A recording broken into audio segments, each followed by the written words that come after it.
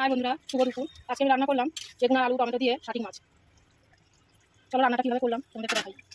সবার প্রথমে আমি মাছগুলো সব ভেজে নিয়েছি, তারপর আলু ভেজে নিয়েছি, এই যে বেগুন ভাজছি। এগুলো সব কিছুটা করে আগিয়ে নিয়েছি, কারণ ভিডিওটা বেশি বড় করা যাবে না, তাই জন্য আমার সেই টাইমের মধ্যে ভিডিওটা কমপ্লিট করতে হবে। তাই জন্য আমি কিছুটা কাজ আগিয়ে নিয়ে তোমাদের কাছে ভিডিওটা শুরু করলাম। তো চলো দেখো রান্নাটা আমি কীভাবে করছি। বেগুনগুলো সব ভাজা হয়ে গেছে, আমি তুলে নিয়ে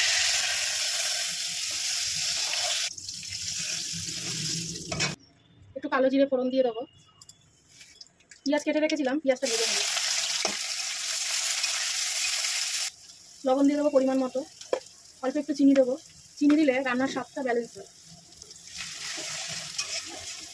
পেঁয়াজটা ভাজা হয়ে গেছে, এখানে আমি মশলা পেস্ট করে নিয়েছি, আদা, কাঁচা লঙ্কা, টমেটো আর সাদা জিরে। কষিয়ে নেবো মশলাটা। পরিমাণ মতো হলুদ দিয়ে দেবো।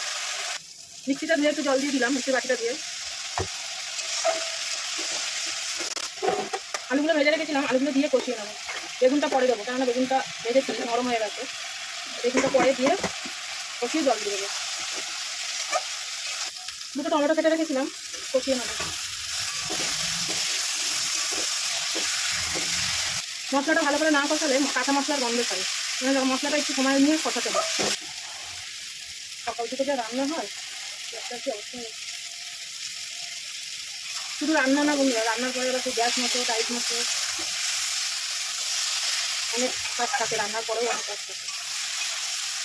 ছেলে খেয়ে অফিসে যায়, তখন এক পর্ব রান্না হয়, এখন আবার দুপুরের রান্না, আবার রাতের রান্না। সারাদিনের রাতেরটা টাইম রান্না করেই কেটে যায়। মশলাটা কষানো হয়ে গেছে, তেল ছেড়ে দিয়েছে, আমি এবার জল দিয়ে দেবো। ঝোলটা ফুটে উঠলে বেগুনটা দেবো, বেগুনটা আর মাছটা দেবো।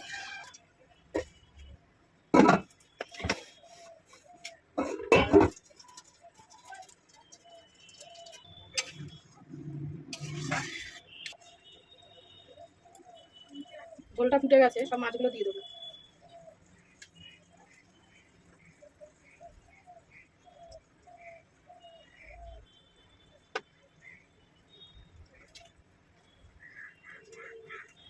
বেগুনগুলো ভেজে রেখেছিলাম, এবার বেগুনগুলো দিয়ে দেবো।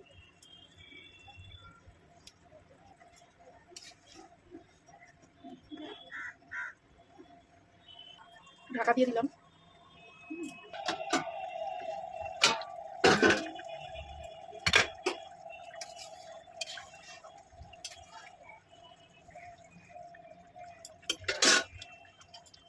একটুখানি ধনে পাতা ছিল, ধনে পাতাটা কম হয়ে গেল। ধনে পাতা খুঁজতে গেলাম, দেখলাম ফ্রিজের এক কোনায় পড়ে রয়েছে, একটুখানি শুকিয়ে গেছে, একটুখানি দিয়ে দিলাম। হয়ে গেছে শাটিং মাছের, বেগুন আলু দিয়ে শাটিং মাছের ঝোল। ঝোল বলো ঝাল বলো, রান্না শেষ। রাখছি বন্ধুরা, সবাই ভালো থেকো।